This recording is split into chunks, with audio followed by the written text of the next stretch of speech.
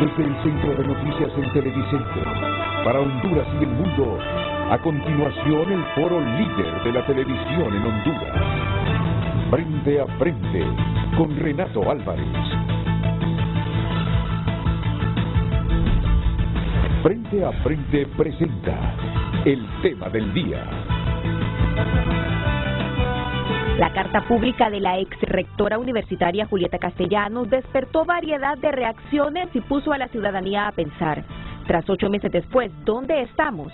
Este analista no ve en el escrito ningún sesgo político. Considera que trae a la memoria ciudadana algunas promesas incumplidas y el panorama actual que el partido de gobierno impone en el país. Es una carta que tiene como eje central, dentro del marco de la gobernabilidad y gobernanza que todos los hondureños pues estábamos esperando del actual gobierno. Habida cuenta del discurso tan feroz y tan agitado con el cual sostuvieron su campaña política, que era o resultaba, dentro de la lógica sencilla, que iban a poder cumplir este tipo de compromisos. En su escrito, Castellanos es tajante. Cuestiona si realmente se combatirá la corrupción en Honduras y si en realidad se instalará la CICIG en el país. Habla del progresivo fraccionamiento de la alianza entre los partidos Libre y PSH y la relación incómoda entre el gobierno con la Embajada de los Estados Unidos. Algunos son del criterio que la carta abierta de la exrectora Julieta Castellanos no refleja más que el sentir y pensar del pueblo hondureño y particularmente de todos aquellos que iniciaron un movimiento ciudadano a través de las antorchas y los indignados. La ciudadanía exige cambios y respuestas inmediatas, estima esta representante de la sociedad civil. Creo que es el sentir y pensar de la mayoría de la ciudadanía en el sentido de que la instalación de la CICIG, que debe de haber una oposición. Por ejemplo, ella menciona lo de los indignados, que lamentablemente pues los partidos políticos siempre se aprovechan de estas luchas de la ciudadanía para escalar cargos en la administración pública a corto o mediano plazo. En Libre no ven con buenos ojos los cuestionamientos de Castellanos, quien en su escrito opina que el gobierno no ha hecho mucho durante sus primeros 8 meses de mandato. Señalan que la carta de la ex rectora obedece a la nostalgia que siente por su cercanía con las autoridades pasadas. Que la ex rectora tenía demasiada cercanía con Juan Orlando Hernández en estos 12 años de narcodictadura y probablemente esa dinámica política era la que ella miraba y que se acostumbró. Estamos en otro momento, otro gobierno, otra visión, otro planteamiento. La misiva generó que algunos incluso se sintieran aludidos, pero aseguran que desde una nueva trinchera en el gobierno seguirán señalando cualquier acto de corrupción. Se dice que nos han silenciado por ser funcionarios o por otras cosas. Déjeme decirle que está muy equivocada y la desmiento totalmente.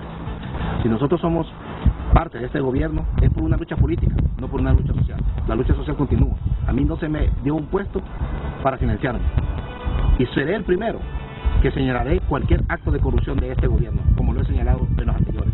Castellanos sugiere en su carta pública saber diferenciar los problemas heredados de la administración nacionalista y los no resueltos por falta de experiencia, mientras la agenda política de Libre se sostiene con la confrontación y el discurso de odio al grado que Libre sin enemigos no existe, y si no existen los construye y los reinventa. Esa es su esencia, concluye la socióloga e investigadora en su escrito. Gabriela Lobo, Telenoticias. Frente a Frente presentó el tema del día. Entre panelistas, sociólogos, analizaremos esta mañana la carta que emitió el día del nacimiento de Francisco Morazán, 3 de octubre, la rectora Julieta Castellanos. Bueno, en una fecha más de celebración del nacimiento del general Francisco Morazán, para ser más precisos. Una carta que se titula 8 meses después, ¿dónde estamos? ¿Y por qué reaccionó así Briceño? Porque la carta comienza justamente con un párrafo relacionado con los indignados, cuando afirma que las antorchas se apagaron y los indignados se callaron. En mayo del 2015 inició una multitudinaria movilización ciudadana convocada por jóvenes para entonces sin reconocida militancia partidaria, quienes marchaban los viernes con antorchas encendidas. Se autodenominaron indignados en contra de la corrupción, impulsados por el último escándalo de corrupción en el Seguro Social. Exigían justicia y la instalación de una CICI, como en Guatemala una CICIG. Para el tercer viernes la marcha ya era encabezada por dirigentes del Partido Libre y el entonces PAC. El 28 de junio, Libre conmemora el aniversario del golpe en la movilización de los indignados. Y el 17 de julio, en la novena marcha, dos convocatorias. Una de los indignados saliendo de la Universidad Pedagógica Nacional y la segunda convocada por el FNRP, saliendo de la Universidad Autónoma. Y así terminó un movimiento ciudadano cooptado y arrebatado por los políticos. La Maxi llegó y se fue. Pedir la CICI era un buen tema de campaña, sumaba votos. El tema convirtió a algunos políticos en diputados y a algunos ciudadanos en funcionarios. Por eso es que respondió Briceño. Pues bien, la carta de Julieta Castellanos contiene otros temas, como por ejemplo ese segundo que ustedes ven ahí. Se combatirá la corrupción, se instalará la CICI, o sea, la Comisión Internacional contra la Corrupción e Impunidad en Honduras. Iremos analizando tema por tema con nuestros invitados. Segundo, habla de la Alianza Libre Partido Salvador de Honduras. Luego, el discurso en Naciones Unidas de la presidenta Xiomara Castro. Otro tema que trae en esta carta pública Julieta Castellanos es con la Embajada de Estados Unidos una relación incómoda y distancia con la cooperación. Y luego termina diciendo que Libre sin enemigos no existe y si no existen los construye y los reinventa. Esa es su esencia. Bueno, traer al análisis estos temas y debatirlos entre sociólogos resulta oxigenante. Y hemos tratado de tener esta mañana varios sociólogos con pensamiento coincidente en algunos temas, con disensos en otros, que canalizan las fuerzas políticas del país, las más fuertes. Entonces, Qué buen debate tendremos este 4 de octubre aquí en Frente a Frente, y para ello hemos invitado a doña Julieta Castellanos. Bienvenida, buenos días. Muy buenos días. Es un placer tenerla en el programa. Muy buenos días, muchas gracias por esta oportunidad de poder compartir con colegas, con amigos. Como usted dice, venimos de las mismas escuelas, con disensos, con consensos, pero eso es lo interesante. Gracias por la oportunidad. Filadelfo Martínez, sociólogo, ya muy pronto con un máster también. Bienvenido, Filadelfo. Un placer, Renato, y realmente una profunda alegría de compartir con Julieta. No me acostumbré nunca a decirle la rectora porque la conozco desde mucho antes. Totalmente. Y con el amigo al lado acá, pues, Alan Fajardo. Alan, lo conozco desde... Sí, ¿verdad? De Luenga Data. Cuando era joven. Yo, él ya era viejo. Más joven. Bueno, seguramente ocuparemos 2 minutos para que ella nos explique su inspiración para esta carta, el por qué lanzó esta carta pública. De hecho, ella ha estado haciendo comentarios a través de cartas que las envía a los medios o las viraliza a través de las redes. Pero a mí me gustaría ir tocando párrafo por párrafo, pero no hacer una melcocha de esto. Y entonces invitaría a la producción que me tiene este titular en este momento, Julieta Castellanos, 8 meses después, ¿dónde estamos? Está bien, pero que me anoten esto para el análisis de los próximos 15 minutos. ¿Se combatirá la corrupción? Entre signos de interrogación. ¿Se combatirá la corrupción? ¿Se instalará la CICI? Ese es el tema que en principio vamos a abordar. No sin antes pedirle estos 2 minutos a ella como una introducción general a esta carta pública que envió ayer. Sentía la necesidad de lanzarla al público. Bueno, yo creo que uno cuando es investigador social va construyendo los temas mucho tiempo antes. Claro. Y va tomando notas, uno lo forman como un buen observador. Es una de las metodologías de los sociólogos. Somos buenos observadores. Por lo general estamos en este lugar, pero estamos pendientes del contexto y a todo le damos un análisis, una interpretación. Entonces, cuando nosotros vimos las antorchas en el 2015, eso fue esperanzador, porque en el país no habíamos tenido un movimiento de protesta ciudadano hacía muchísimos años. Yo recuerdo los años 70, 80, nosotros salíamos a protestar, salíamos a las calles por la invasión de Rusia, bueno, de la Unión Soviética, Afganistán, por la invasión, digamos, a Granada en los 80s. O sea, esas formas, esa formación ese oficio del sociólogo, de estar observando lo cotidiano y de ver el detalle en un contexto más grande. Cuando nosotros vimos que los políticos se tomaron la primera fila de la convocatoria de las antorchas, en la tercera convocatoria, en la tercera marcha, ya estaban en primera plana los políticos, dijimos ya se fue el movimiento.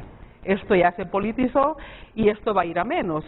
Y luego, semanas después, vimos la división del movimiento, a tal grado que una convocatoria para combatir la corrupción a esta altura no tendría aquel efecto que tuvo el 2015, porque ya se ve la instrumentalización de lo político.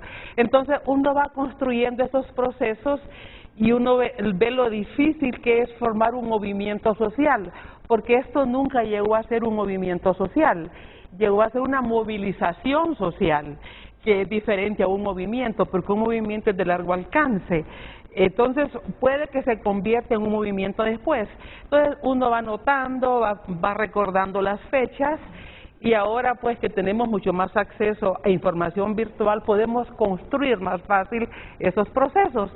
Entonces estaba tomando nota, igual cuando la UFERCO es potenciada, dijimos, bueno, ¿y aquí cuál es la intención de potenciar la UFERCO?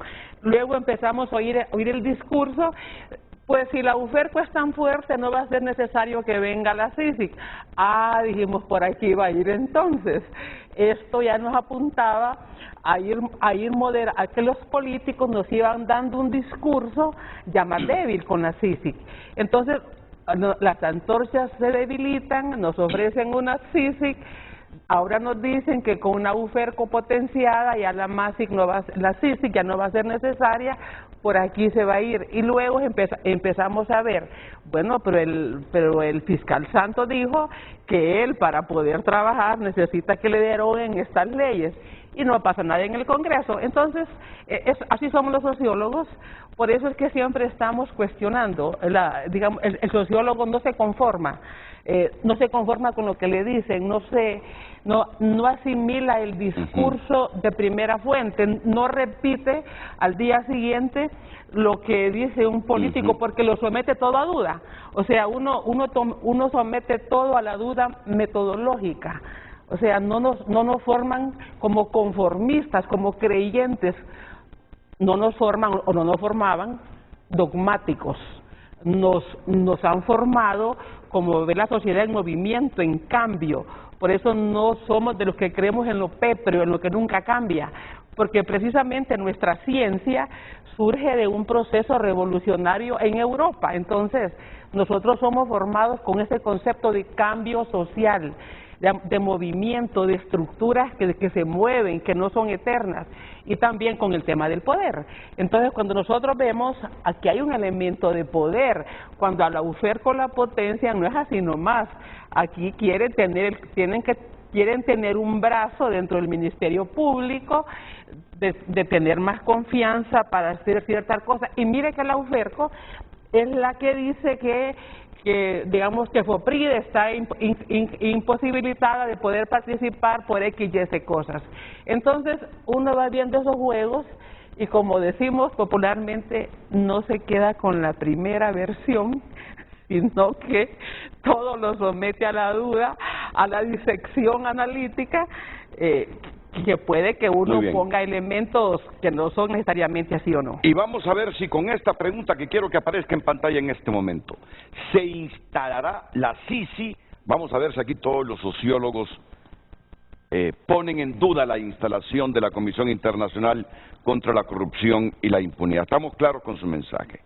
El sociólogo no es conformista, el sociólogo no es simplemente un perico o un vocero de lo que ayer dijo determinado funcionario, sino que lo contrasta, lo investiga, tiene sus reservas, lo pone en duda, analiza, cohesiona criterios dichos hace varios años, actitudes, comportamientos, así son los sociólogos. Pues yo voy a comenzar con esta duda que por lo menos la socióloga Julieta Castellanos tiene a partir de su metodología. ¿Se instalará la Sisi? Me encantaría ver esa pregunta ya en pantalla y entre signos de interrogación. No es la pregunta que estoy pidiendo. Bueno, se combatirá la corrupción, se instalará la Sisi, pero así como yo lo planteo, es que lo que yo quiero ver es la pregunta, las 4 palabras. ¿Se instalará la Sisi? Porque ese es el primer tema que vamos a analizar y que ya Julieta pone en duda como socióloga. ¿Se instalará la Sisi? 4 palabritas que quiero ver en pantalla. Inmediatamente me iría a la pausa comercial y vendría también a escuchar la opinión de hecho de don Filadelfo Martínez, de don Alan Fajardo. Así está. ¿Se instalará la Sisi? Yo le invito a que usted nos escriba a nuestras cuentas de redes sociales. Les digo que ya a partir del 15 de octubre tendremos aquí a una comunicadora social activa que volverá a animar esta sección de la participación de ustedes para que sientan que interactúan con el frente a frente.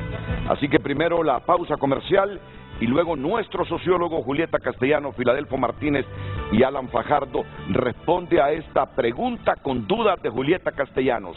¿Se instalará la Comisión Internacional contra la Corrupción y la Impunidad en Honduras? Volvemos.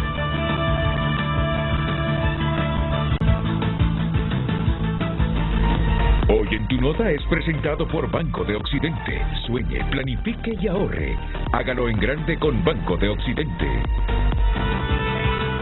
Huracán podría impactar en los próximos 10 días la costa norte de Honduras. Ese es el pronóstico que nos ha hecho César Quintanilla desde anoche. Y César aclaró que él no quiere alarmar a nadie, pero ese fenómeno climático que se ha formado y que ustedes ven su trayectoria, él nos presentó varios modelos. Nos presentó varios modelos en la trayectoria de ese huracán. No es huracán, de ese fenómeno que se pudiese convertir en huracán. Pero en los próximos 10 días hay probabilidades de que nos pudiese azotar un fenómeno climático fuerte, es decir, un huracán, que es lo más fuerte.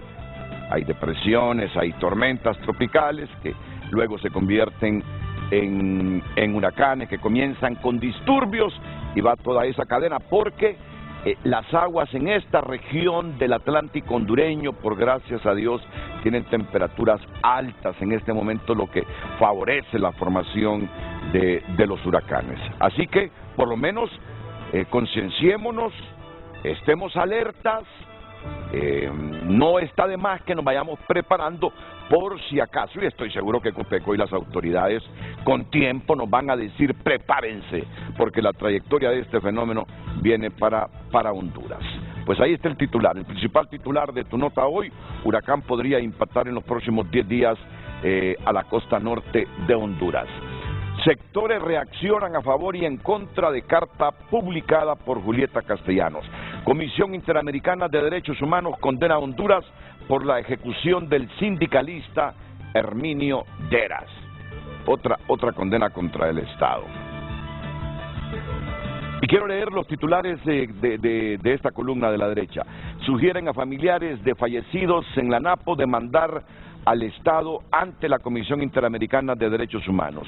Hijo mata de un escopetazo a su padre por disputa de gallos de pelea en La Ceiba. Al menos 15 muertos y 20 heridos tras nueva reyerta en una cárcel de Ecuador. TVC y Emisoras Unidas se visten de rosa y se unen a Funocan en la lucha contra el cáncer de mama. Por eso, esta mañana me ven ustedes aquí con este chonguito de color rosa. Son titulares de tunota.com por cortesía del Banco de Occidente. Apoyando al pequeño de hoy, hacemos el grande del mañana. Hoy en Tu Nota fue presentado por Banco de Occidente. Goce del respaldo, la confianza y la seguridad financiera que necesita.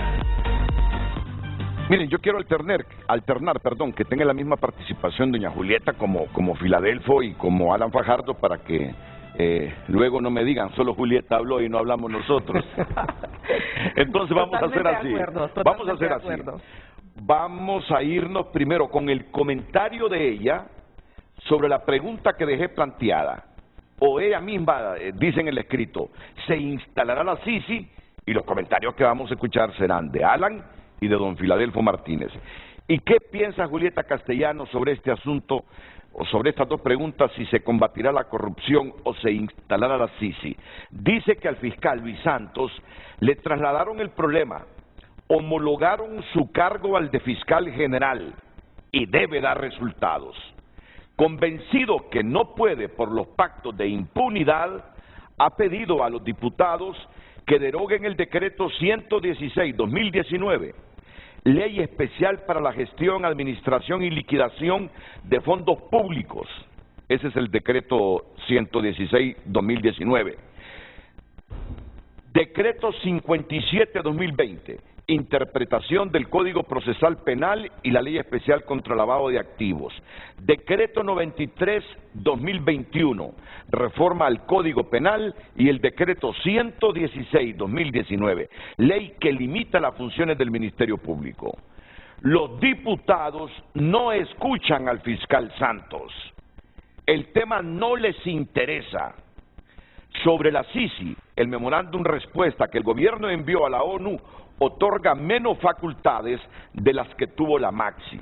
Los entendidos así lo definen, y hay temas que no dejan dudas, como ese que el gobierno de Honduras quiere seleccionar y contratar al personal de la Sisi. Los empleados de la Sisi subordinados al gobierno.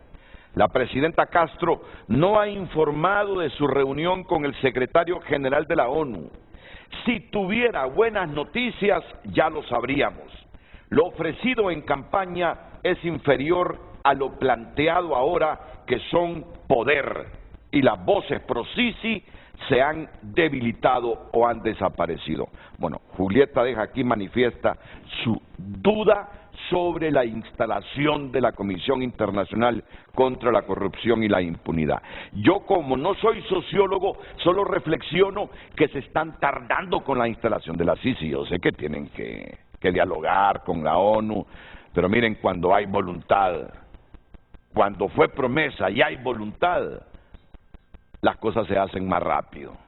Entonces, pero yo, que no soy sociólogo, digo, no paso de reflexionar porque se está tardando la instalación. Julieta va más allá y pone en duda la instalación y arguye todo esto que les he leído. ¿Qué piensa Filadelfo Martínez? En función del pensamiento de la socióloga y colega de él y amiga de él, Julieta Castellanos, sobre la instalación de esta instancia. Primero te quiero robar 2 minutos, pero hablando de profesiones, tenía 13 años cuando conocí al maestro Herminio Deras. Mucho de lo que yo soy ahora se lo debo a Herminio, y creo que sí hace un acto de justicia el reconocer, ¿verdad? Y el problema no es tanto el dinero, sino reconocer que en el pasado ha habido ciudadanos, hombres como Herminio Deras, que entregaron su vida por Honduras. Creo que me conmueve. Y que fue un crimen de Estado. Y que fue un crimen de Estado. Creo que así lo dice la Corte. Quería robarte estos 2 minutos. Una ejecución extrajudicial. Herminio se merece mucho más que esto. Se hizo justicia. Sí. Y hace falta mucho más para otros. Luego, como vengo de esa formación, me voy a salir de la casilla y no voy a responder la pregunta como tú la planteas. Porque para mí el tema esencial no es si se va a instalar la Sisi o no. Creo el gobierno de una u otra manera tiene una negociación tensa con Naciones Unidas y lo más probable es que finalmente llegue a un acuerdo. Pero para mí el tema es que la corrupción es un sistema que se ha construido a lo largo de las últimas 3 décadas y que el Partido Libertad y Refundación no está exento de caer en los mismos errores que cayó el Partido Nacional.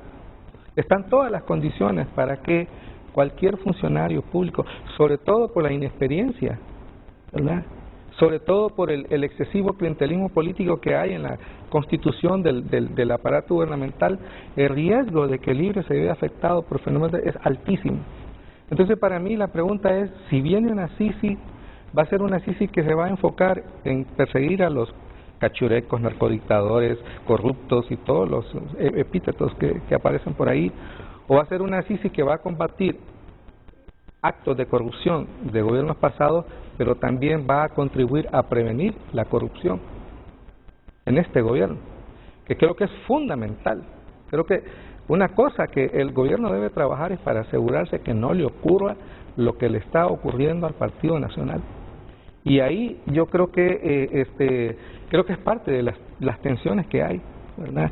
Porque seguimos viendo el mundo entre liberales y cachurecos, entonces ahora están en el poder los de libre, hay que castigar a los cachurecos. Esa manera de administrar la justicia es lo que no funciona. Y por eso Naciones Unidas no se quiere comprometer, porque ahí hay otra visión, yo diría, más comprometida con un combate efectivo contra la corrupción. Entonces, para mí la preocupación no es si viene o no viene, creo que finalmente va a haber un acuerdo, sino de qué manera la Sisi va a contribuir a que la corrupción tenga un muro de contención efectivo y que el libre no se vea salpicado en el futuro cercano por hechos tan vergonzosos como le está pasando al Partido Nacional. Bueno, pues aquí hay un sociólogo que nos ha dicho claramente que él, no me dijo que está convencido, pero cree que la Sisi va a venir al país, que se va a instalar. Él se pregunta si vendrá con herramientas o no. El hecho es que la Sisi no quiere venir sin las herramientas para combatir la corrupción. Entonces prefiere no venir que venir aquí dubitativa y débil. Entonces, comencemos por aquí. Julieta tiene sus dudas que se instale la Sisi. Filadelfo Martínez cree que puede venir la Sisi, pero se pregunta cómo y en qué condiciones. Alan Fajardo, ¿qué cree? ¿Qué piensa? Sí, yo pienso que más que una promesa de campaña, yo diría es un compromiso, y si hubiera que escoger los compromisos más fuertes que adquirió la candidata entonces y ahora presidente Xiomara Castro Sarmiento, es esto, y que una Sisi sería un gran aliado para blindar no solo el gobierno, sino que al Estado en su conjunto en contra de la corrupción. Entonces, no hay de otra, o sea, tiene que venir la Sisi, y eso me hace calcular que hay una alta probabilidad de que venga, solo que hubieran diferencias insalvables que no las visualizo, no las veo, y luego yo pongo en duda de que el gobierno esté planteando que sean empleados del gobierno como se sugiere, ¿verdad? Podrá haber planteado aportar al financiamiento de la comisión para dejar clara la intención política, la voluntad política de que exista la Sisi. Así que yo... En el memorándum respuesta sí lo dice, que el gobierno se encargará de seleccionar al personal de la Sisi. Sí. En el memorándum, la respuesta que dio el gobierno a la ONU, sí. Sí, pero ¿qué quiere decir contratar esto, verdad? Si estamos hablando de que va a tener plena autonomía, como lo planteó Mundo Orellana, ¿verdad? Entonces, yo sí creo que se va a plantear que se instala. tiene que hacerlo, y entonces yo voy a argumentar dos cosas después de Alan. Muy bien. Yo veo muy poco probable de que no se establezca. Y luego, los cuatro que estamos aquí sabemos que en toda negociación uno puja más allá de lo que está dispuesto a aceptar, ¿verdad? Y yo creo que algunos movimientos, algunos planteamientos de ese memorándum van en esa línea, ¿verdad? De empujar en un sentido para obtener algo intermedio entre ambos. Si uno plantea exactamente lo que quiere que al final quede, pues entonces en la negociación va a lograr menos. Eso lo sabe la sabiduría popular. Hasta los comerciantes, cualquiera, le piden a uno mucho más de lo que está dispuesto a aceptar por su mercancía. Entonces yo pienso que en ese memorándum se están planteando elementos con los cuales comenzar la negociación. Muy bien. Dos sociólogos que creen que la Sisi sí se va a instalar en el país, con algunas diferencias en el enfoque entre Filadelfo Martínez y Alan Fajardo. Julieta Castellanos. Sí. Yo quiero mencionar tres o cuatro elementos que fortalecen mi duda, ¿verdad? Uno de ellos es que toda esa legislación que se denomina Pacto de Impunidad fue aprobada en el Congreso, y aquellos diputados que aprobaron hoy representan casi el 70% del grupo parlamentario que está. O sea, no hubo una renovación en el Congreso como para decir son otros diputados. Ahí los que son nuevos realmente son los del PCH, pero no tienen la suficiente fuerza como para hacer el cambio legislativo, pero sí pueden hacer la fuerza para dejar demostrado que ellos sí quieren, y eso es lo que ojalá que podamos ver. Entonces ese es uno de los elementos. Aquellos pactos de impunidad, como ustedes le llaman, fueron acuerdos parlamentarios. Claro, el Partido Nacional, al ser el partido mayoritario en aquel momento, pues era el que tenía la posibilidad de empujar más en contra de que la MASIC se fuera tal y como se fue. En segundo lugar, cuando vino la misión y entrevistó a muchos sectores, yo vi dudas en la misión. ¿Y ustedes creen que realmente vamos a poder hacer algo para combatir la corrupción en Honduras? Esa era una de las dudas.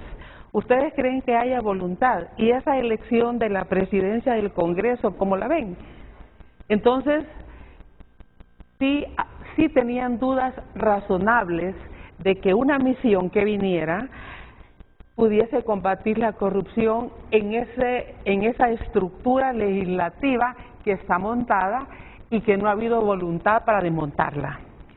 Tercer elemento, hemos visto que están dejando en libertad a personas que no han podido demostrar de dónde sacaron 200 millones, 300 millones o más, por esa legislación que les ha citado.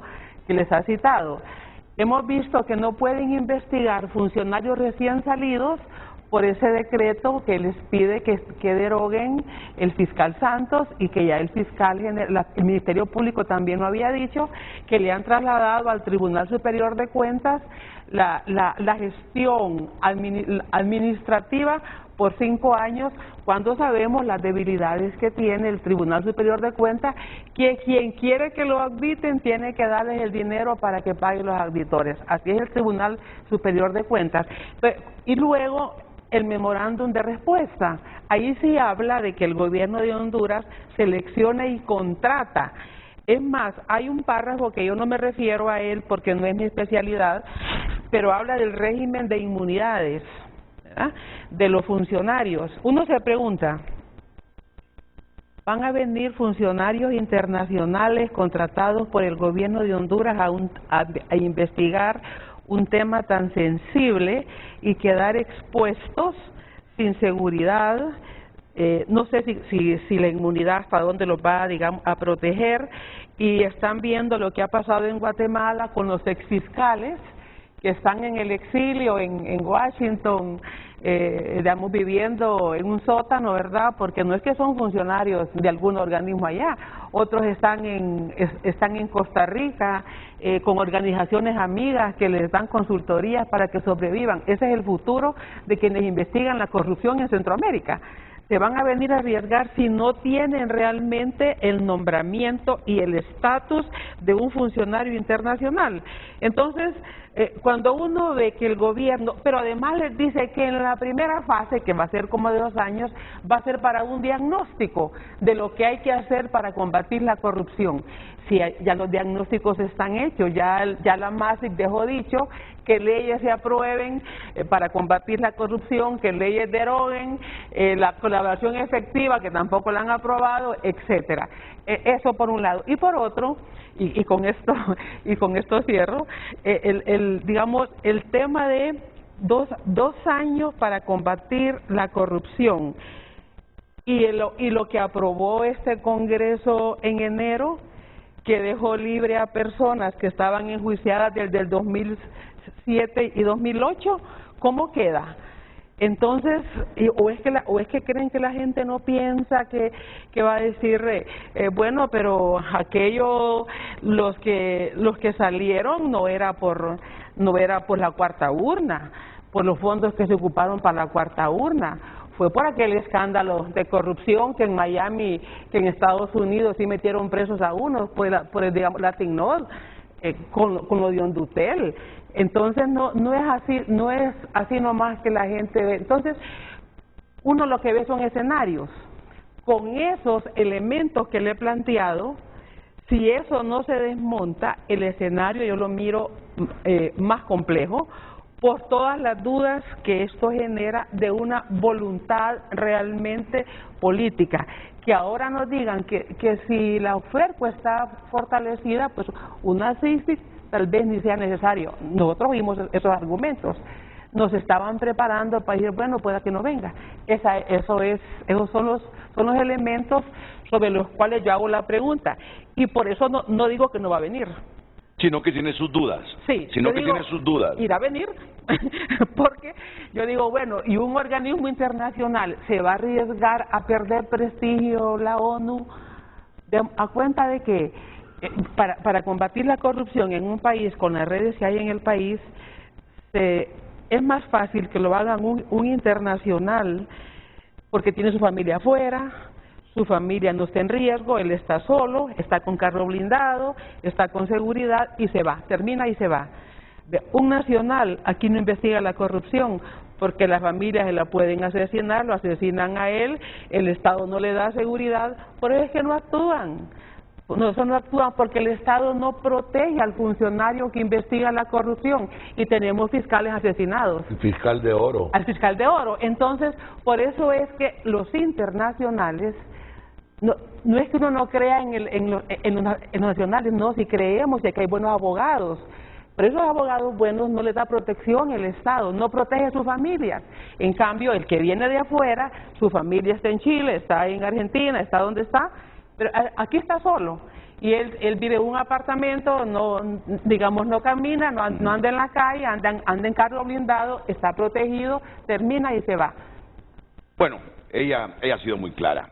No está asegurando al 100% que no se va a instalar una CICI, pero con este contexto que nos narra y el comportamiento de los poderes del Estado, las expresiones de los funcionarios de los poderes, una actitud pasiva, dubitativa, por eso es que que tiene sus dudas razonables que se instale la CICI en el país, pero igual, aquí toma fuerza lo que dice Filadelfo Martínez.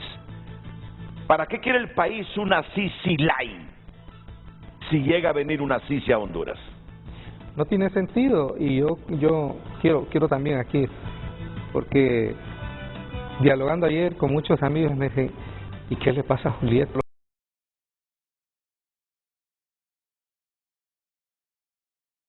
Deberíamos agradecer porque son temas que requieren un debate, son temas que requieren contrastar posiciones al margen de esa relación así dicotómica, cachurecos liberales.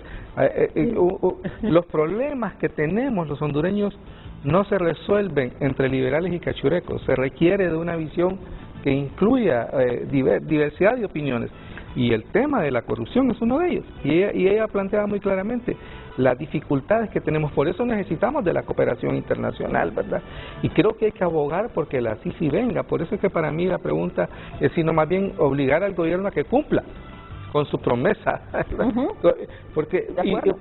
Y el gobierno asumió esto como una promesa de campaña porque es que es una demanda social legítima de consenso nacional. Entonces ese es el gran reto que nosotros tenemos y por eso es importante hacer estas advertencias, ¿verdad? Y definitivamente no necesitamos una CICI Light, porque para que venga una CICI Light quedémonos con los fiscales que tienen miedo. Ya suficiente, ¿verdad? Suficientes frustraciones para que al país creo que ahí es donde la comunidad internacional no quiere exponerse, ¿verdad? Creo que ese es el gran punto. Y el gobierno debe entender que en el tema de la corrupción, de la lucha contra la corrupción, necesita de la cooperación internacional. Yo estoy convencido de que hay que reconstruir el aparato del Ministerio Público, pero eso requiere años y necesitamos tener resultados efectivos ahora. Ahora necesitamos combatir la corrupción ya y por eso, porque es una necesidad, creo que es oportuno exponer las dudas para que el gobierno pueda tomar las medidas necesarias para asegurar que tengamos una CICI con dientes, con colmillos, para combatir la corrupción. Este país, lo dijo el cardenal, está secuestrado y está secuestrado por los corruptos, pero es nuestro, tenemos que rescatarlo. Tenemos que librar esa batalla todos juntos y no va a ser Libre solo. Creo que ese es el gran error que está cometiendo Libre, que creen que ellos solos van a poder llevar a cabo esta batalla. Alan Fajardo, ¿tú crees que el gobierno esté visualizando la frustración, la decepción que causaría que por todos estos aspectos que menciona Julieta, comencemos con esos decretos que no los deroga el Congreso Nacional y se pasan la pelota entre unos y otros diciendo que no nos quiere apoyar el Partido Nacional con los votos? No, es que no tiene valor Libre de someter la iniciativa para derogar. ¿Tú crees que el gobierno visualice la frustración y decepción que causará entre los hondureños que no se instale una CICI porque fue su promesa de campaña, e inclusive que nos vengan con una CICI controlada por el gobierno y no con dientes y garras para combatir la corrupción? ¿O no les importa esa decepción o frustración que pueden generar entre los hondureños ya en el poder? Bueno, yo espero que sí, yo reconozco que hay razones para que haya preocupación ciudadana y que Julieta haya planteado lo que plantea, que ella con ese documento que todos hemos denominado carta, aunque ella no pensaba que le iban a llamar carta, pero todos hemos coincidido en que es una carta y en ese sentido es como un llamado. Una de las cosas más positivas de su escrito es que se dirige a la ciudadanía y ordena el debate. O sea, eso es una gran contribución. Entonces, yo reconozco que puede haber motivos, suspicacias, pero yo tengo un cierto nivel de confianza de que sí puede haber conciencia.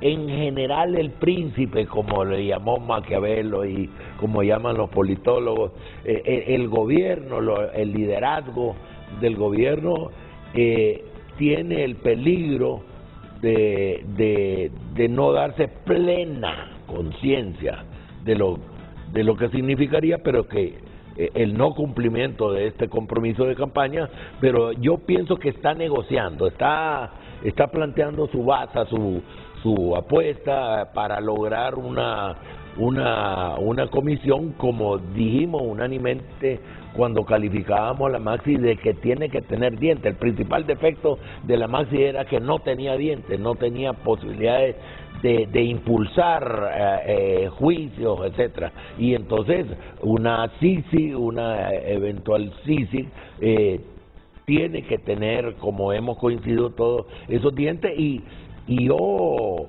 tengo la confianza, un cierto nivel de confianza de que hay conciencia de que tiene que cumplir con el compromiso. Solo lo digo rápidamente a manera de resumen. Julieta Castellanos afirma que los diputados no escuchan al fiscal Luis Javier Santos, que no les interesa derogar esos decretos que impiden una lucha frontal y objetiva contra la corrupción. Y además, y aquí sí me agarra con los pantalones caídos, porque cuando usted afirma que aunque no sabe del tema de inmunidades, este personal que seleccionaría y que contrataría el gobierno para dirigir la CICI vendría sin alguna protección al país. ¿Quién va a venir en esas condiciones a combatir la corrupción si sabe que no tendrá la protección del Estado?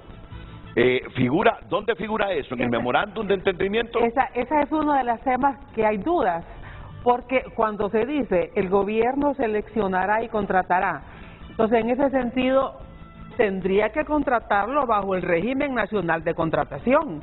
Eso sería, que contrata Naciones Unidas o si contrata la OEA, en su caso de la MATIC, pues tenía otras condiciones. Ahí realmente tendríamos que tener claridad de que yo dudo que haya gente que venga a exponerse para ser contratado primero con los honorarios que paga el país. ¿Con qué honorarios lo van a contratar? ¿Con los honorarios de Naciones Unidas o con los honorarios, digamos, nacionales? ¿Va a haber un régimen de inmunidad para hasta qué los va a cubrir? Son las cosas que tiene que aclararnos, porque lo que sí está explícito en la carta es que el gobierno pretende seleccionar Sí, no, eso está claro. Y contratar, eso está claro. O sea, lo demás que viene, ahí tendrían que ser ya los que saben de derecho internacional público y derecho internacional privado. Julieta, pero es que eso no nos cuadra, que quien selecciona y contrata... Es el jefe. Es el jefe. Que es el gobierno en este caso. Es una parte interesada, además. Y que es parte interesada, uno se pregunta, ¿y los que selecciona y contrata el gobierno van a actuar contra la corrupción si esta se genera dentro del mismo gobierno? Ese es el punto. Eso es lo que no nos cuadra. Ese es el punto. Y yo estoy seguro que no le cuadra a la Organización de las Naciones Unidas. Y lo otro, y en eso coincidimos plenamente, no nos han dicho realmente el contenido del diálogo del secretario general Antonio Guterres con la presidenta Castro. Tanto la ONU, yo no sé si por cortesía, por diplomacia, o el gobierno de Honduras, porque no hubo acuerdos o adelantos para la instalación de la CICI, no nos han dicho mucho, no nos han ampliado realmente si hay o no posibilidades, si las negociaciones van por buen camino, si hay coincidencias en los puntos sensitivos en los que la ONU no está de acuerdo con ese memorándum con que respondió el gobierno. Pausa y enseguida, la Alianza Libre Partido Salvador de Honduras. ¿Terminará los 4 años esta alianza de la actual administración o está a punto de tronar?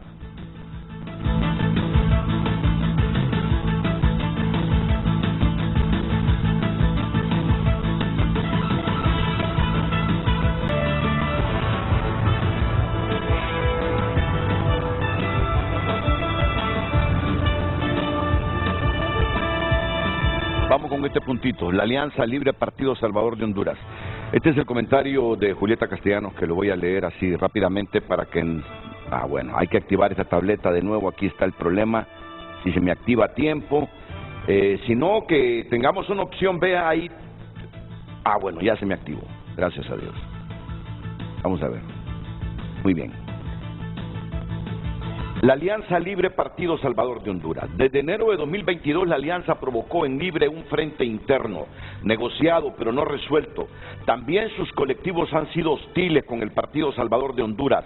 La fisura comenzó con el decreto de amnistía. El PSH pagó el costo de la novatada y quedó atrapado con la elección del diputado Redondo como presidente del Congreso Nacional. El PSH se fue convenciendo que no ganó las elecciones, que no están en el poder, ni siquiera el poder de hablar con su presidente legislativo, y que tiene un partido sin estructura y en la práctica sin identidad partidaria. Y en construir esa identidad, su agenda se va diferenciando de la de Libre respecto a la Asamblea Nacional Constituyente, la reforma a la ley del Consejo Nacional de Defensa y Seguridad, los ataques a las organizaciones de sociedad civil, especialmente al CNA, y está pendiente de la ley de la Mesa de Participación Ciudadana, donde el gobierno pretende penetrar las organizaciones de sociedad civil a través del ministro de Planificación.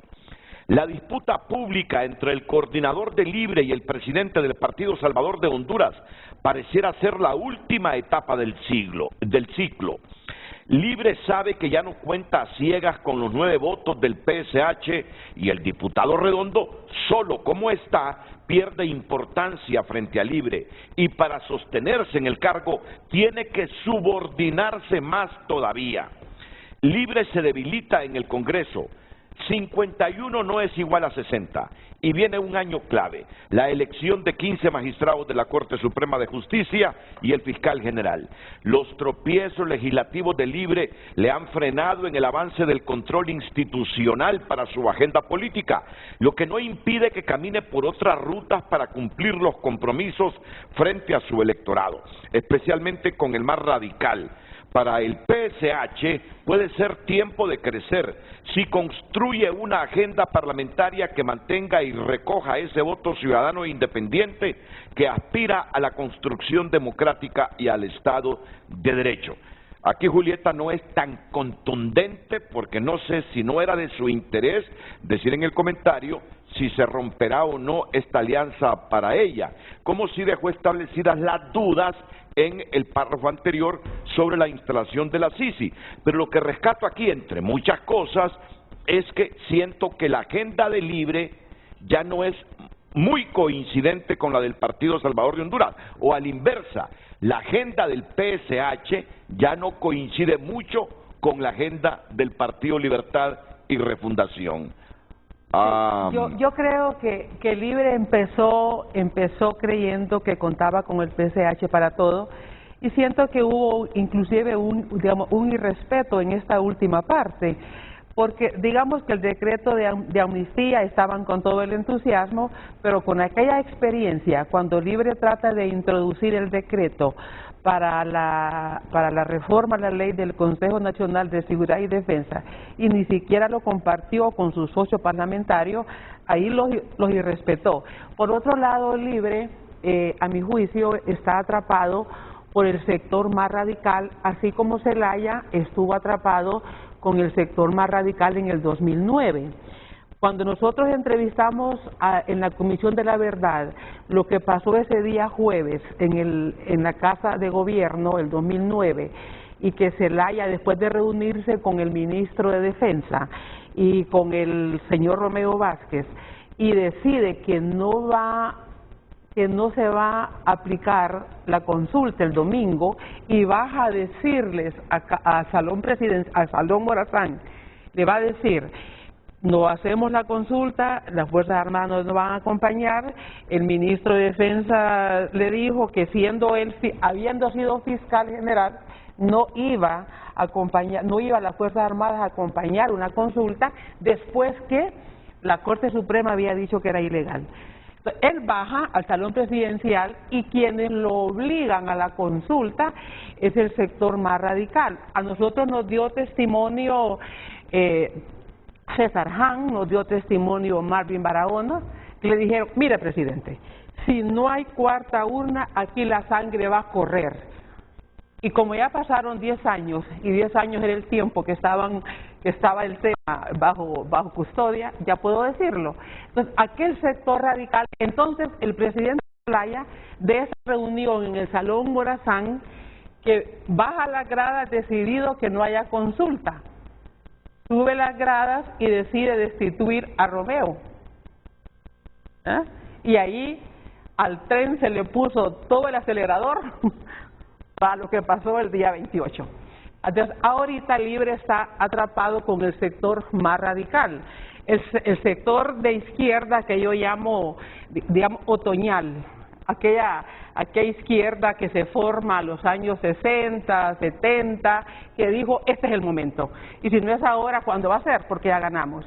Y esa izquierda primaveral que viene de las aulas universitarias donde leyeron marxismo, materialismo dialéctico, materialismo histórico, antiimperialismo, digamos, me imagino que leen todavía la teoría de la, digamos, dependencia, están leyendo los libros de los años 70, entonces dice, bueno, igual este es el momento. Entonces, ese es el sector, es el sector para el cual se gobierna en gran medida, por lo menos a nivel de discurso. La práctica es, o sea, la gerencia del poder es otra cosa. Entonces, en ese sentido, sí vemos distancia con el PCH, porque el PCH no es un partido de izquierda, aunque hayan diputados de izquierda. El PCH es un partido de centro que tiene unos valores éticos, sus diputados, digamos, el PCH viene del PAC, con una posición sobre la anticorrupción y tiene que ser coherente con ese discurso. En la medida que el PCH se vio utilizado con el decreto de amnistía, ellos trataron de rectificar y ofrecieron inclusive una reforma. ¿Y qué nos ha dicho la doctora Ramos? Que no han tenido apoyo, que ellos sí presentaron una reforma al grupo y que el líder no los acompaña. Ahí es cuando el PCH se da cuenta, bueno, no volvemos a votar nosotros sin saber que estamos votando. Y por eso es que pide el tiempo para el Consejo Nacional de Defensa y Seguridad. Y por eso ha pedido el tiempo para la ley esta de mesa de participación ciudadana. Por eso se ha distanciado de los dichos de los ministros y viceministros respecto al CNA, porque han sido durísimos con el CNA. Es más, y yo voy a decirlo públicamente porque se lo pregunté directamente, cuando el ministro de Transparencia le dice al CNA, ya le trasladamos los 14 millones, lo leímos como que era una advertencia a muchos de nosotros. Y yo se lo pregunté al ministro Orellana y me dijo que no, que ese era un ejercicio de transparencia, porque se le traspasó a través de su ministerio, era por lo que salían los fondos. Pero bueno, sí lo vimos porque fue horas después de que el CNA dijo algo sobre la corrupción, que no le entregaba información el Congreso Nacional. Entonces, hemos visto esa hostilidad hacia el CNA cuando el CNA ha empezado a buscar información en instituciones gubernamentales, específicamente en el Congreso Nacional, que él lo ha dicho. Entonces, cuando vemos que la hostilidad al CNA es de 2 meses para acá, pero estuvieron muy bien con el CNA, acompañándolo, aplaudiendo, cuando daba los informes de cómo habían encontrado el régimen anterior, y qué bien que dieron información, eso fue correcto. Pero ahora ya lo ven como una amenaza y quieren penetrarlo por las vías que están buscándolo. Entonces, en ese sentido, ahí es cuando ese distanciamiento, por eso digo, ya no cuenta ciegas. Lo que estoy diciendo es, ahora el PCH está revisando, está consultando y se está cerciorando más, y ahí es donde ya Libre sabe que no tiene los 10 votos completos. Probablemente por eso a Libre ya no le preocupa maltratar más al coordinador del partido. A narrarla. A narrarla, sí, porque al presidente del partido, porque va a decir, bueno, y si ya no están con nosotros, ¿para qué lo vamos a seguir contemplando? Hay que darle, ¿verdad? Pero si ya con el Partido Salvador de Honduras en alianza se les dificultaba, inclusive la mayoría simple, no digamos la mayoría calificada, que visualizamos en ese poder del Estado, Filadelfo Martínez, si Libre se queda con 51 diputados, ¿qué tipo de gobernanza a futuro vamos a ver en ese Congreso Nacional de la República? Mi gran preocupación es que ya vivimos una confrontación y sin pretender ser ave agorera, creo que la perspectiva es a un escalamiento de la confrontación a niveles más altos. Es una preocupación que tengo. No veo en el futuro inmediato así, digamos, un proceso de diálogo, de reconciliación. Lo que veo es más confrontación, y en esa confrontación una alta posibilidad es el aislamiento del partido de gobierno. Yo me resisto a ver la relación libre Partido Salvador de Honduras como una alianza. Yo recuerdo que lo que hubo fue un acuerdo a medianoche en la que Narrala solo tomó una decisión, en la que dirigentes como Doris Gutiérrez, por ejemplo, tomaron una decisión de sumarse a este acuerdo sin tomar en cuenta a las propias autoridades del partido. Eso es lo que ocurrió realmente. Fue un acuerdo basado en el anti-Jo. Eso los unió y eso les permitió obtener los resultados que finalmente obtuvieron. Pero no hubo una discusión sobre coincidencias programáticas para decir el tipo de gobierno que... Y eso se refleja ahora, porque no hay coincidencia en las agendas, como usted muy bien lo dijo. Entonces, definitivamente, roto el acuerdo, o pasado ese momento del acuerdo, porque cuando uno lee más detenidamente, le dice, yo te cumplí, te di dinero, y ahí uno ve la práctica, ¿verdad? Que en eso no hay diferencia entre cachurecos, liberales, Partido Salvador de Honduras. Todos tienen, al final, el liderazgo político tiene esta visión patrimonialista y los acuerdos se basan en el reparto de las migajas. Eso es lo que hay, no hay alianzas, es un reparto de las migajas. Y entonces uno lo ve y le dice, mira, te dimos esto y esto y esto, te cumplimos. Y ahora no reclames más porque el acuerdo llegaba hasta ahí. Y es una torpeza de parte de Libertad de Refundación verlo de esa manera, porque necesita del Partido Salvador de Honduras. Y yo leyendo el documento de Julieta, a mí me parece que hay un mensaje claro que la dirigencia del Partido Salvador de Honduras lo debe tomar. Y es que dice, bueno, el Partido Salvador de Honduras tiene la oportunidad de analizar esto y de trabajar por convertirse en una opción. Pero claramente, a mi juicio, yo lo interpreto así, parece ser que el Partido Salvador de Honduras tiene muy pocas posibilidades en el marco del acuerdo con Libre, en el marco de una alianza. Tiene más posibilidades si se separa de Libertad de Refundación, y eso es lo que yo estoy viendo como una posibilidad. Y eso probablemente le ayude al país, porque sí necesitamos voces, insisto, voces divergentes, y creo que ese es el mensaje para mí esencial que está aquí, ¿verdad? Pero el acuerdo se suscribió, ellos están peleando si se cumplió o no, pero para mí alianza nunca hubo, porque nunca hubo un propósito común, ¿verdad? Basado en plataformas programáticas estratégicas, no lo hubo. Sencillamente, y esa es la debilidad de cuando se toma. El anti-Jo lo sumó, pero ya no está Jo.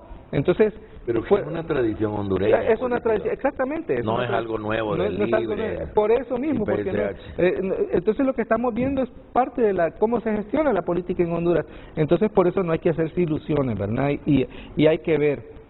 Yo añado a esa, ¿tendrá Salvador Narrala el alcance, la visión estratégica para entender la oportunidad que tiene frente a sí el Partido Salvador de Honduras? Por ratos lo dudo.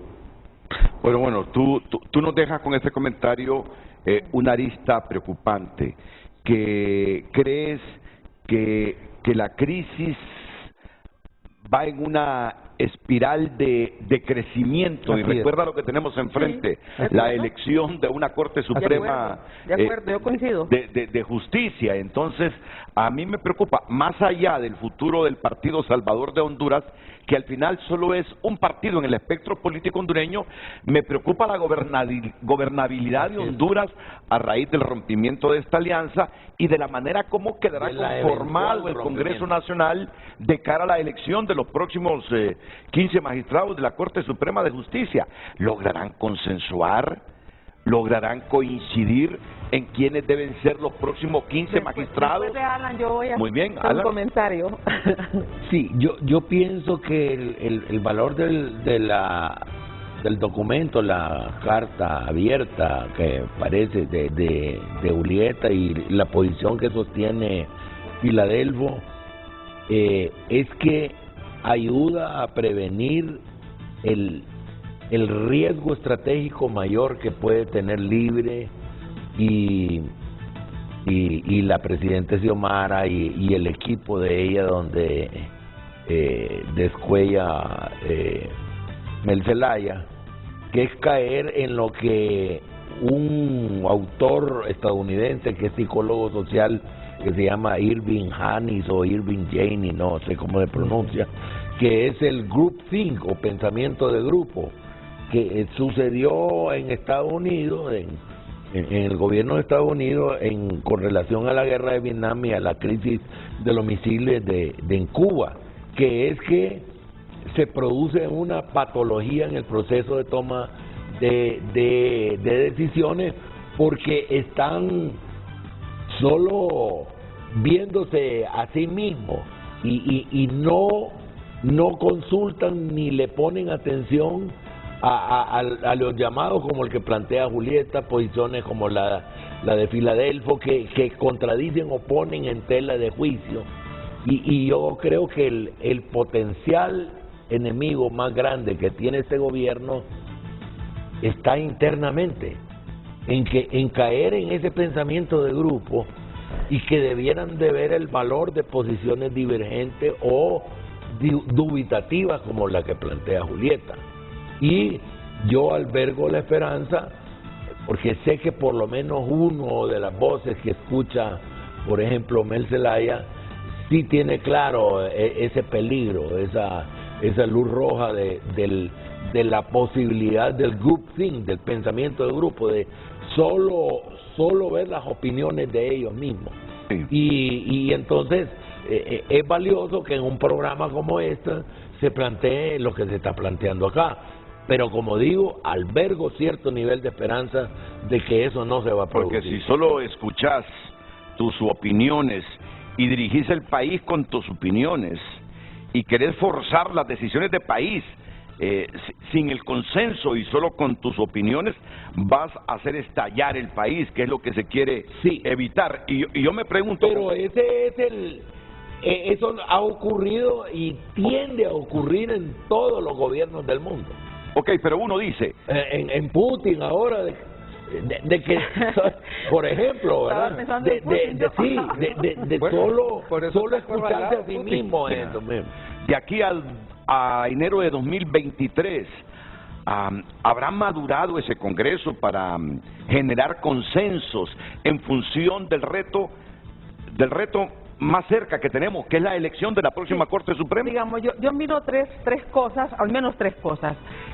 Para Libre es difícil hablar con el Partido Nacional porque construyó su público en esa confrontación y señalamientos. Entonces, para Libre va a ser muy difícil sentarse con el Partido Nacional, y lo necesita para llegar a consensos para la Corte, porque ni con los liberales todo llega a los 86.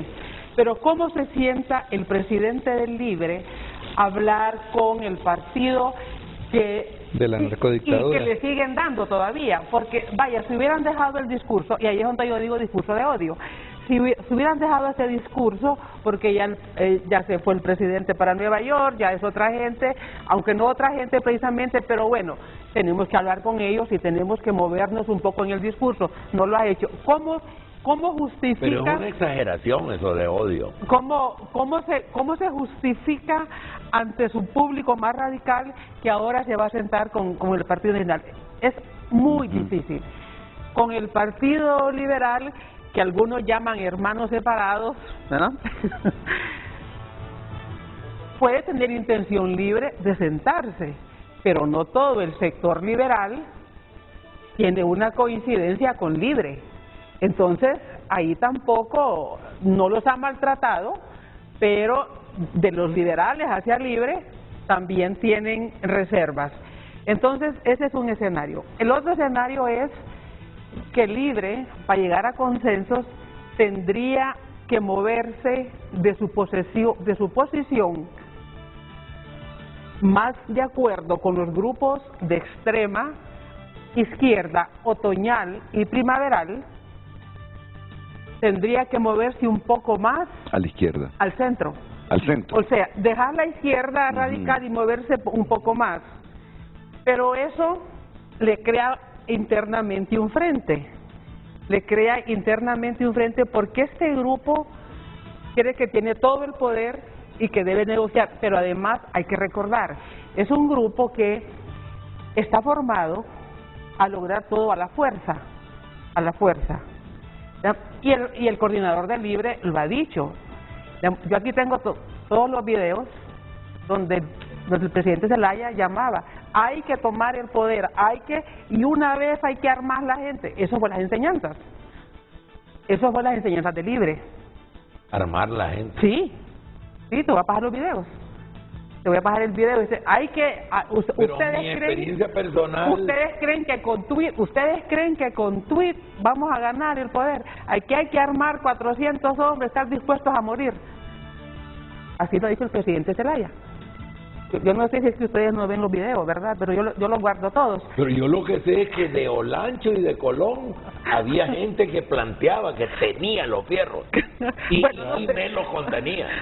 Bueno, no sé, yo no sé esos poderes locales cómo andaban, pero ahí están los videos.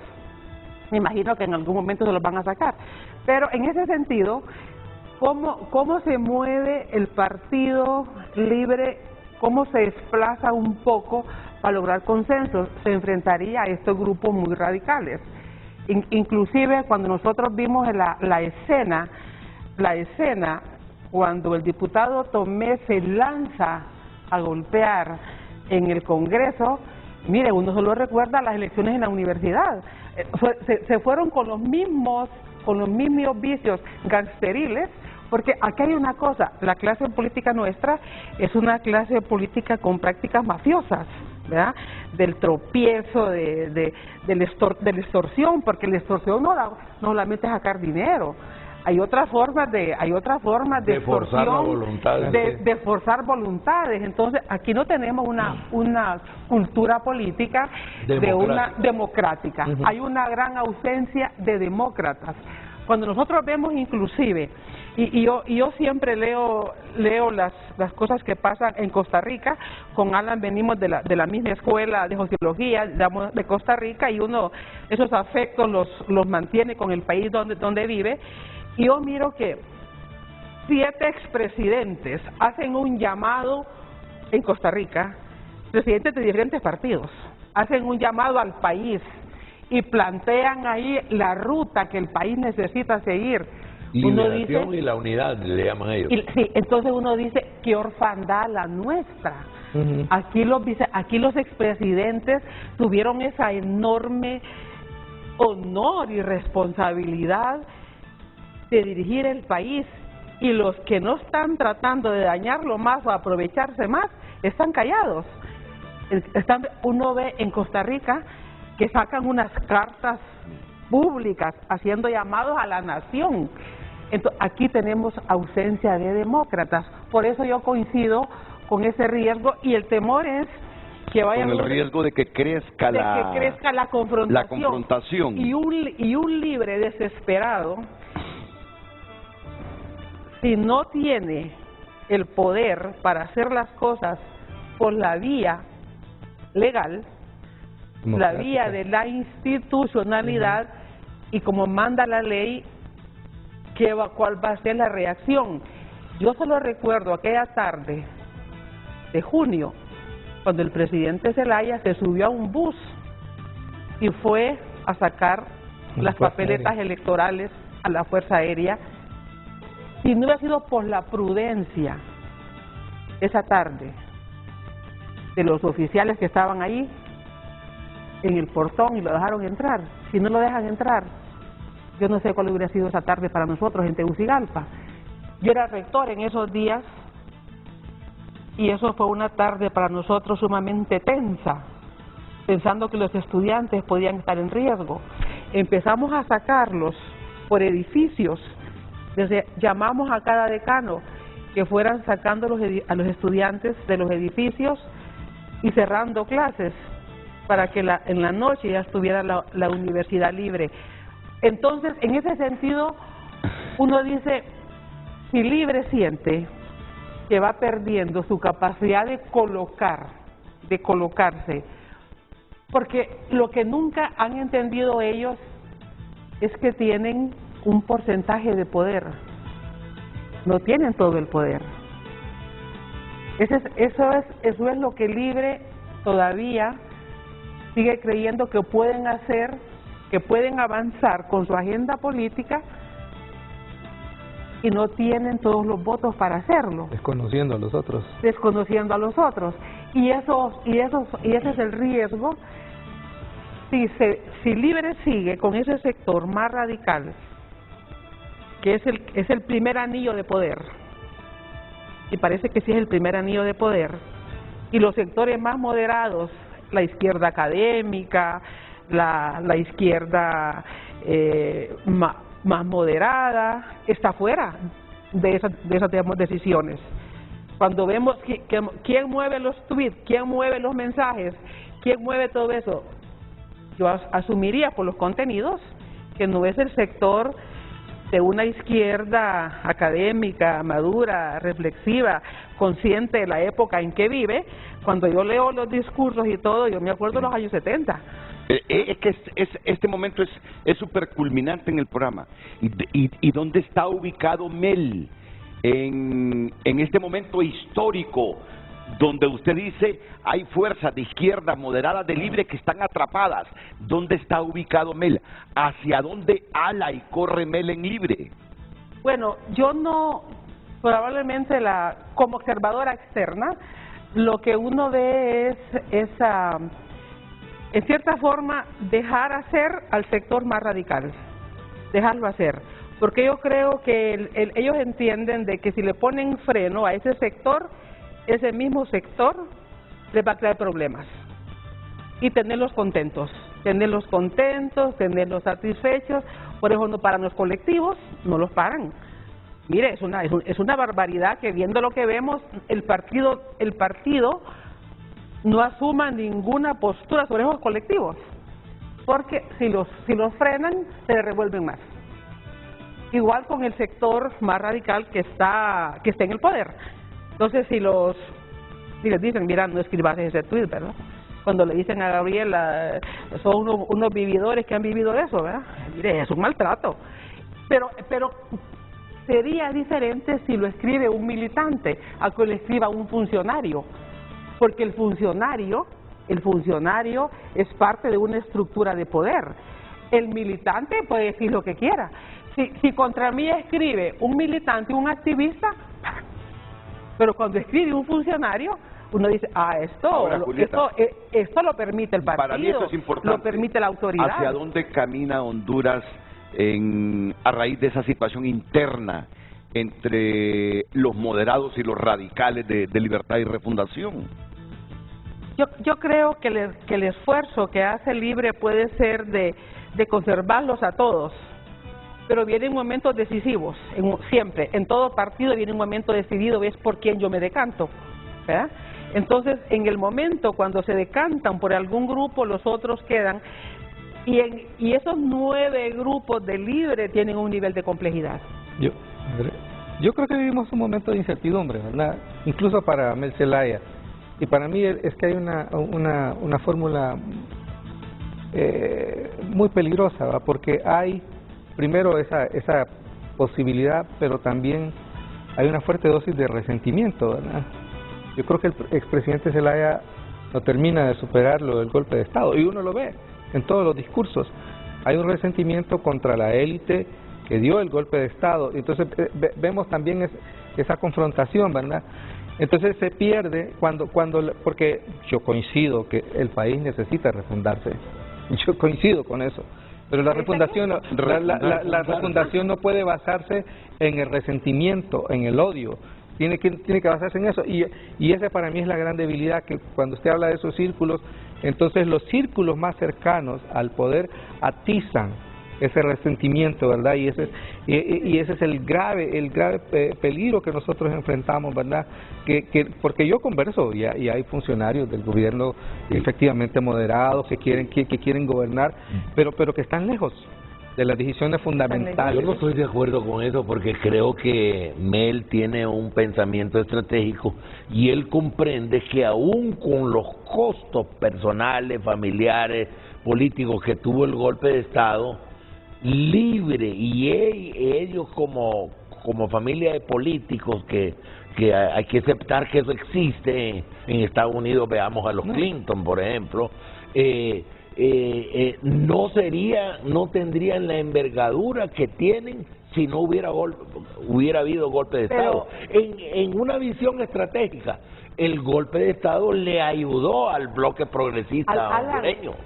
Si lo hubieran dejado terminar y todo eso, sería un gobierno progresista que podría haber, etcétera. Entonces, Mel tiene la suficiente capacidad estratégica para ver eso. Yo no lo veo resentido porque eso.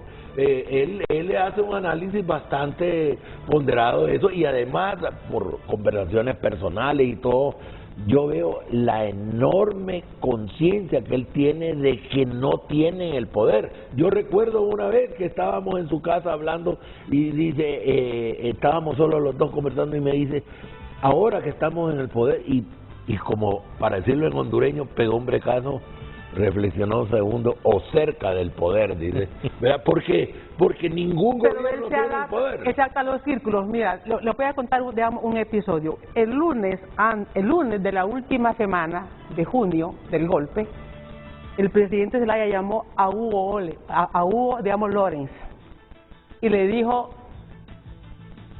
embajador, quiero que me ayude a salir de esto. Hugo Lorenz convocó a los del conflicto, Micheletti, el expresidente Flores, Mel Zelaya, el canciller actual y alguien más, solo liberales, a su casa. Ahí redactaron, cambiar la pregunta para que la consulta no fuera ilegal. El canciller escribió la pregunta, Eduardo Reina, escribió la pregunta en una servilleta de cocina. Entonces el presidente Zelaya le quitó la servilleta y la leyó. El presidente Zelaya dijo, está bien la pregunta, voy a ir a consulta. Eso fue el lunes. Yo voy a consulta y vengo el miércoles con la respuesta. El miércoles ya él no llegó a la reunión. A nosotros nos dijo eso el embajador Lorenz, a los 5 miembros de la Comisión de la Verdad. Bueno, esa fue su versión. Cuando fuimos a entrevistar al presidente Flores a su casa, nos atendió él. Estábamos los 5. Nos atendieron con café, con repostería. Y vino el presidente Flores y le pasó una servilleta a la comisionada María Zavala. Y le dijo, yo quiero la otra servilleta, la que tiene la pregunta. Le dijo la comisionada. Y le dijo el presidente Zelaya, ¿y cómo usted supo de eso? Asustado. Ah, ya ve, presidente, que sabemos que usted tiene la pregunta. Eso es para mis memorias, le dijo él. A la reunión en la Casa de Flores y fue Mel. No, yo estoy hablando, nosotros ya en la Comisión de la Verdad fuimos a la casa, del presidente Flores. Bueno, ¿qué conclusión sacamos? El presidente al final cede a los grupos de presión más radicales. Él, esta semana el problema pudo haberse resuelto con una pregunta que bajaba, no era mandatoria, y eso le quitaba su carácter de no legalidad. ¿Qué siguió? El jueves destituyó a Romeo, el domingo el golpe. Entonces uno ve que el presidente tiene ese sentido rebelde, radical, y él prefiere quedarse con el sector radical que con el sector moderado. El sábado todo el mundo apagó teléfonos y computadoras. Nosotros nos dieron los correos que le enviaban a 10 de la mañana, 11 de la mañana, busquemos una salida. Nadie quería buscar salidas.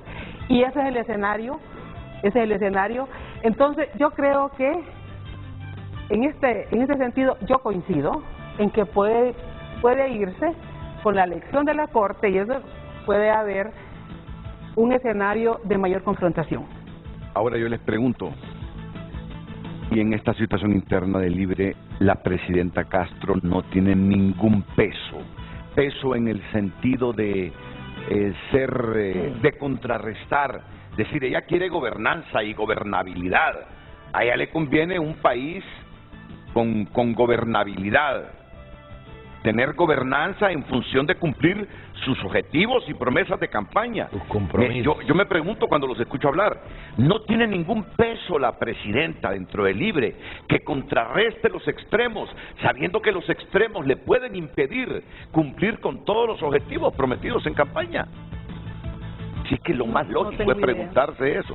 Dice Julieta, yo no tengo idea si tiene peso o no tiene peso, pero es mi deber como periodista preguntarme qué rol juega. Y yo pienso que sí lo tiene, pero quizá considera que no es en el momento, está viendo que haya las posiciones de los distintos jugadores políticos.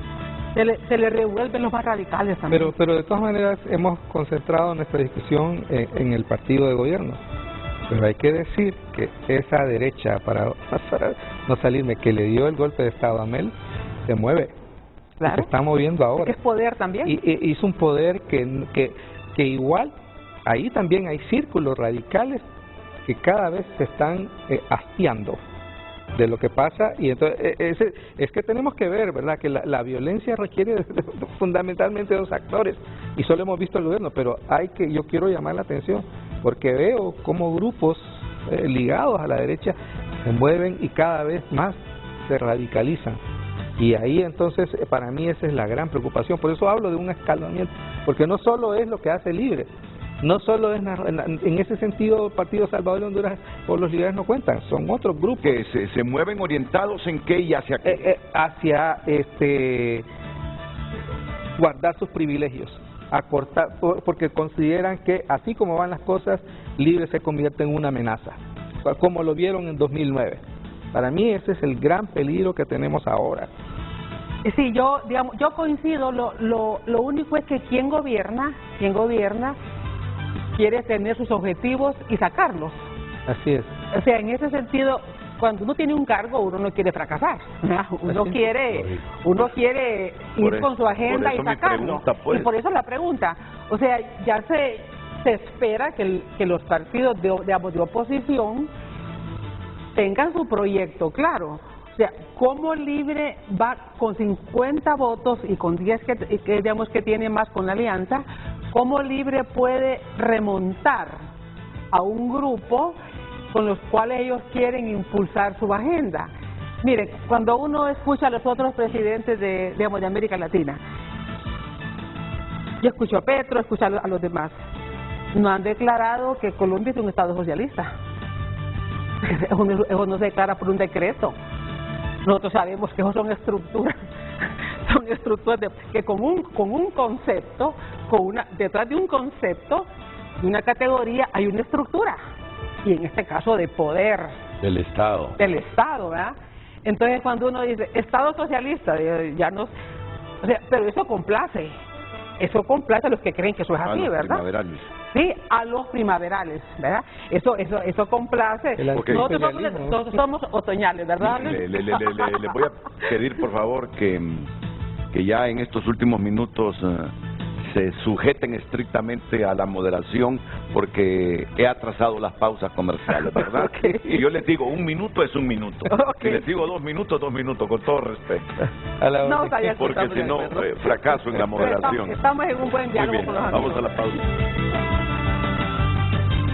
Presentado por Banco de Occidente. Sueñe, planifique y ahorre. Hágalo en grande con Banco de Occidente. 1.200 millones de lempiras le costará al gobierno absorber incremento a tarifa de energía. En los próximos 3 meses, son 400 por mes. 400 millones por mes. Por eso dice el titular, en el contenido ustedes van a verlo. 1.200 millones le costará al gobierno absorber incremento a tarifa de energía en el próximo trimestre. Otros titulares que tiene tunota.com a esta hora: más de 80.000 personas han sido afectadas por las lluvias en Honduras. Y muere hondureño que fue asaltado por hombres vestidos de policías en Tegucigalpa. Esto sucedió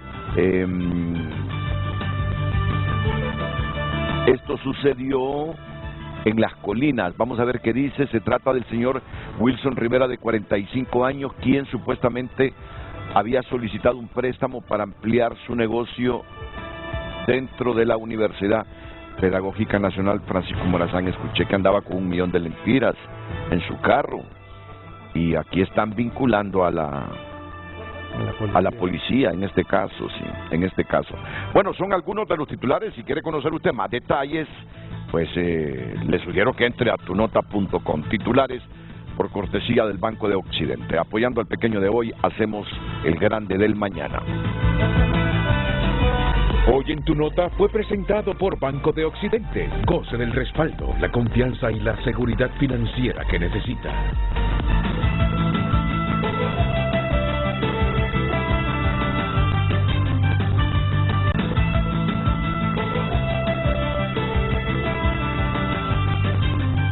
Bueno, ya tenemos que reducir el tiempo en nuestras intervenciones para los dos temas de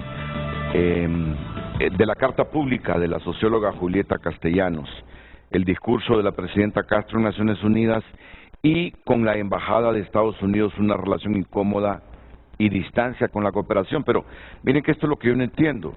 El gobierno, ayer tuvimos aquí a Marcio Sierra, ministro asesor del gobierno y presidente de la Comisión de Banca y Seguros, ha creado una estrategia para lograr para el 2024 fondos de la cuenta del milenio.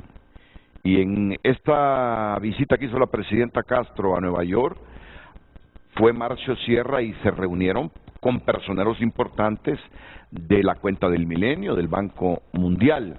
Hay una especie de contradicción entre las estrategias que crea el gobierno para atraer de nuevo la cuenta del milenio, que es dinero que dona a Estados Unidos, a países que cumplen con ciertos indicadores, y el discurso interno que algunos funcionarios tienen con Estados Unidos. Yo no sé al final, ¿qué crees tú? ¿Cuál será el desenlace de estas contradicciones? Porque sí son contradicciones. Por un lado, quererse secar para o conseguir beneficios, y por el otro, un discurso que confronta y parece que distancia. Bueno, da pena, pero Honduras necesita de la cooperación. Nosotros tenemos tal complejidad en nuestras finanzas que sin los recursos de la cooperación externa difícilmente el gobierno puede avanzar. Y tenemos otro problema, que con los recursos de la cooperación y con los recursos propios, el gobierno tiene severos problemas en su capacidad de ejecución. Lo vemos, lo vemos. El presupuesto no se logra ejecutar, hay una gran debilidad. Excepto en sueldos y salarios. Sí, pero excepto en esa parte. Sí, pero en la inversión. En la inversión el gobierno no está funcionando y se requiere de esa cooperación. Pero es un problema generalizado. Sí, por supuesto. Sí, por supuesto, pero lo que no es generalizado es que Honduras, para negociar mejores condiciones, porque hay oportunidades, sobre todo con esto de la lucha contra el cambio, contra los efectos negativos del cambio climático, hay oportunidades de obtener recursos, pero un discurso desfasado, una confrontación innecesaria, lo que hace es complicar las cosas, y lo que hace es paralizar la capacidad del gobierno de atender una creciente demanda de la población. Mira, estamos con las inundaciones, con el agua hasta el cuello, y entonces, y ese es un problema cíclico que se va a resolver en la medida en que le demos una mirada estratégica, y se necesita la cooperación. Sin embargo, yo aquí veo una mala, hay que decirlo, no hay forma de decir que el gobierno está escogiendo el camino equivocado para una relación, yo diría, de socios, porque la misma cooperación te habla de que somos socios, ¿verdad? Sí. No somos donantes, pero dos socios que van a hacer algo juntos y de entrada uno de los socios insulta al otro, no te funciona la cosa. Pero mira la causa de la última controversia, que viene la embajadora y en vez de decir designado dice vicepresidente, y eso genera ese clima de tensión entre la embajada y la Cancillería. Yo no sé si es siempre complaciendo a estos grupos primaverales que dice Julieta Castellanos o hay algo más de fondo en estas controversias aparentemente innecesarias. Yo lo voy a decir dos cosas para que ellos tengan más tiempo, porque yo escribí la carta. Si yo tuviera 20 años, el discurso me hubiera gustado. Si hubiera estado en las aulas universitarias leyendo materialismo dialéctico y materialismo histórico. Pero con los casi 70 que tengo ya, ¿verdad? Entonces en realidad no siento que es la carta en Naciones Unidas. Ahí defiendo los públicos a los que van. Me llamó mucho la atención que a las mujeres no les ofrece nada, más que educación y salud, que eso se le ofrece a cualquiera, ¿verdad?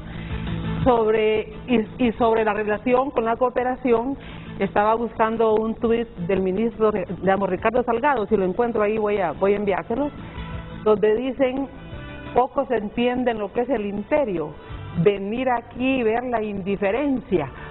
Entonces, pues claro, imagínense, se les dice no se metan con nosotros, nosotros somos aquí, somos allá, y luego ir, miren, fíjense que necesitamos tal cosa. El día siguiente del discurso fueron a reunirse para la cuenta del milenio, ¿verdad? Entonces, yo le decía a Alan, que fue director de un centro regional cuando yo era rectora, digamos, ¿qué tal que tú, Alan, me insultes allá en Colanchito, ¿verdad? Dando un discurso a esa rectora que es aquí, y el día siguiente fíjese que ocupo tal cosa, ¿verdad? Entonces, sí, claro. No sería la mejor introducción. Sí. Ahí me quedo. Y esas son las grandes contradicciones que uno ve en esto. Sí, pero no solo que tiene que dirigirse a los 5 públicos que plantea Julieta, sino que también es como marcar la cancha con Estados Unidos. Yo no veo contradicción. Yo pienso que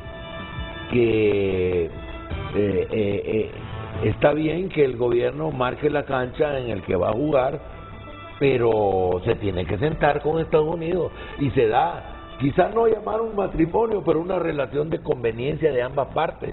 A Estados Unidos no le conviene que llegue migración irregular y en un montón de caravanas la mayoría son hondureños, ¿verdad? Entonces tienen que trabajar juntos en temas que son de interés para la parte de Estados Unidos, pero que también es de interés nacional, como la migración irregular, crimen organizado, narcotráfico, ¿verdad? Que son relacionados pero diferentes. Entonces tienen que sentarse y creo que del lado estadounidense se ha hablado ya días viene hablándose del triángulo norte de Centroamérica, ¿verdad? Ya es una nueva categoría de análisis, porque de aquí es que llega la migración irregular, y luego no hay que olvidar que las maras tomaron poder en El Salvador, Honduras, Guatemala, porque Estados Unidos los expulsó. Yo no sé si ustedes recuerdan eso, pero las maras las envió Estados Unidos, un gobierno de Estados Unidos, a esos dirigentes de allá. Se formaron en Los Ángeles, esas dos, la Mara 18 y la 13, y de allá los expulsaron acá sin advertirnos ni sentarse pero con nosotros. Yo quisiera... Entonces, eso no puede seguir ocurriendo, y ambas partes, por interés mutuo, se tienen que sentar de la misma manera que Libre se tiene que sentar con el Partido Nacional para temas que son nacionales, de Estado, como el de la Corte Suprema y otros temas. Otra vez, la duda es con la estrategia, porque yo sí quiero decir que sí tenemos... Por ejemplo, a Estados Unidos el tema de la violencia en Centroamérica, incluso el propio tema de la migración, hay que decirlo con franqueza, no le interesa. Para Estados Unidos el problema fundamental es las relaciones con China. Y fíjate que es interesante, sí, en cuanto a las relaciones con China, el gobierno de Honduras tiene un buen acuerdo con Estados Unidos. Nosotros vamos a seguir las relaciones con Taiwán. a diferencia del resto de los países centroamericanos. Y aquí yo creo que en ese acuerdo Honduras no ha sabido negociar con Estados Unidos.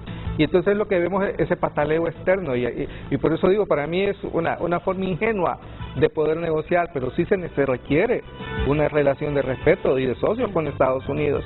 Porque Estados Unidos tiene que entender que nosotros tenemos problemas, como tú acabas de decir, muchas veces causados con ellos, el tema del narcotráfico, por ejemplo.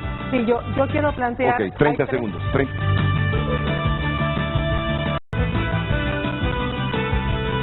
Bueno, aquí otra posición, bueno, yo no voy a calificarla, solo decir que es Fernando Anduray que me dice, pregunta de fondo, si dan resultado los apoyos de USA a la comunidad internacional, a empresas privadas y al sector social de la economía dentro del Estado de Derecho, ¿podrá Mel montar su constituyente? El fracaso de estos sectores es la condición sine qua non para montar el socialismo. Por esa razón el gobierno no dará resultados.